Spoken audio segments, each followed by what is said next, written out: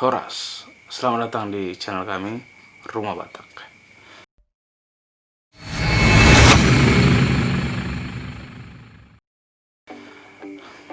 Ya, mungkin beberapa hari terakhir ini kalian melihat dan menonton beberapa video kami yang mengangkat tentang pembangunan HKBP Sikep. Jadi memang sampai sekarang panitia pembangunan dari gereja Sikep ini terus membenahi dan juga mengurus proses dari pembangunan atau izin dari gereja HKBP Sikep ini. Ya, informasi untuk kalian bahwa rencananya HKBP Sikep ini akan dibangun di Desa Durian, Kecamatan Sungai Ambawang, Kabupaten Kuburaya, Kalimantan Barat. Ya, kabar baiknya yaitu pada Senin 19 Oktober 2020 bahwa panitia pembangunan HKBP Sikep telah mendapatkan rekomendasi dari FKUB Kabupaten Kuburaya. Rekomendasi itu tadi diterima oleh Ketua Panitia Pembangunan HKBP Sikep itu sendiri, yaitu Bapak Sinaga. Tadi juga sempat bercakap sama beliau, ketemu sebentar, dan dengan diterimanya rekomendasi ini, maka proses pengurusan selanjutnya akan berjalan.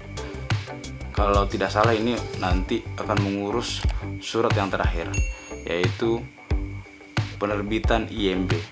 Nah, surat ini nantinya akan diurus di kantor Bupati Kuburaya. Tadi sudah diambil surat rekomendasi, dan rencananya pada besok, yaitu tanggal 20 Selasa 20 Oktober 2020, proses pengurusan di kantor Bupati Kuburaya akan dimulai. Ya, mungkin yang bisa kita lakukan, kita terus berdoa supaya panitia dari pembangunan HKBP Sikep ini bisa terus berusaha, terus berupaya, karena memang dari beberapa video yang kami tayangkan sebelumnya, kalian bisa melihat betapa banyaknya juga memang tantangan, baik itu dari internal maupun dari luar gitu ya. Jadi mudah-mudahan setiap proses, setiap syarat-syarat yang dibutuhkan untuk proses pembangunan ini semoga bisa berjalan dengan lancar.